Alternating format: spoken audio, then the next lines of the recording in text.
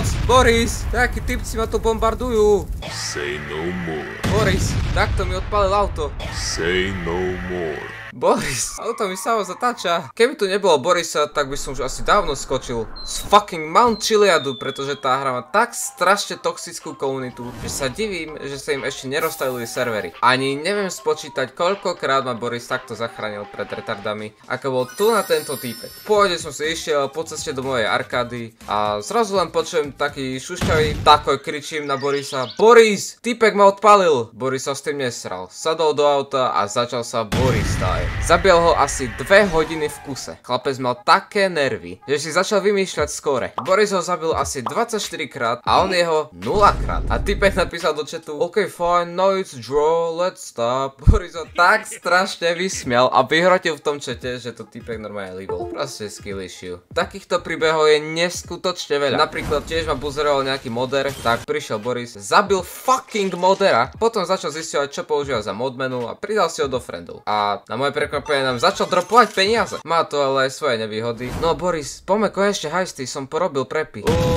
Poďme, len počkaj, ešte zabijem jedného degeša, čo mi odpalil auto. Boris, už to 2 hodiny, musím končiť za 15 minút, poď rýchle. Poďme.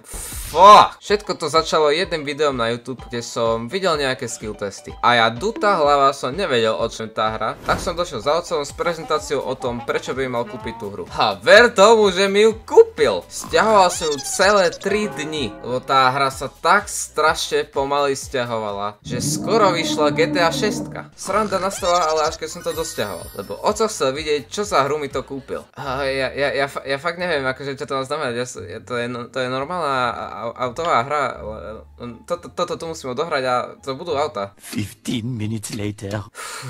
No, ne. V tomto čase som taktiež nemal dokonalý počítač, ale môj fucking notebook, a kvôli tomu vznikali problémy ako napríklad, že mi auto zatáča samo, postavička sama chodí, ako keby bola opitá a mnoho ďalšieho. A presne kvôli týmto problémom Boris musel robiť všetky hajsty sám a ja som tak za ním chodil, jak jeho pet, lebo bolo nemožné trafiť niečo s takými FPS-kami. Ale keď sa tým tak ako teraz zamyslím, možno to úplne tým nebolo, že som mal FPS. Po niekoľkých biedných rokoch hrania GTA prezentácie som si kúpil nový počítač, ktorý bol namakaný. Čo sa ale nefixlo, bol môj katastrofálny aim. No počúvaj, že vezmi toho vpravo a ja toho naľavo. OK. 3, 2, 1... Mohol si toto netrafiť, však stojí na mieste. Vyšiel nový update, Cayo Perico Heist. No a tak všetci nadšení sme to zapli a ostalo kúpiť už iba ponorku. Kúpil ju Boris, lebo mal úplne všetky peniaze legit nagrandené samozrejme. A tak sme zapli setup. A takto došiel s geniálnym nápadom, že poďme dať celý setup úplne sami bez tutoriálu. A my že OK. A tak sme išli a skončili sme tým, že sme ručne oboplávali celý Cayo Perico ostrov, lebo sme nemali ani páru o tom, že sa tam dá ukradnúť loď hneď na začiatku. No ale tak aspoň, že sme tu, ne? Pozor, kamera!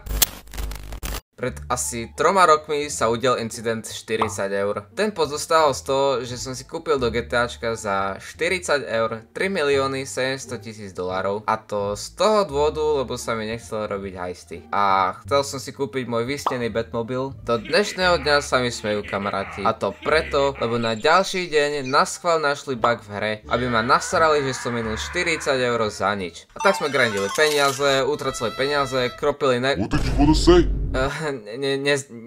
Nezamestnaných? Neplnulo tých. LAPD!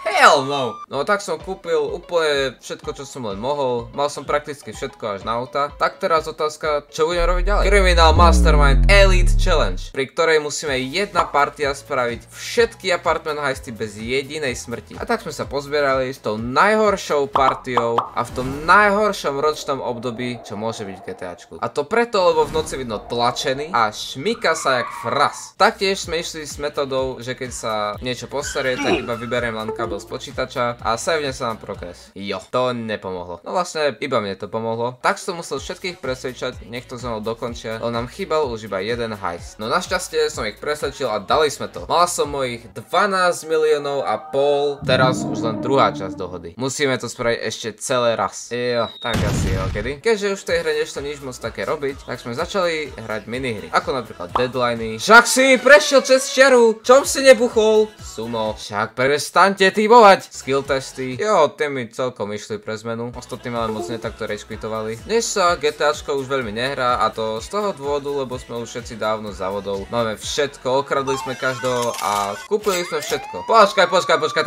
tak som to nemyslel.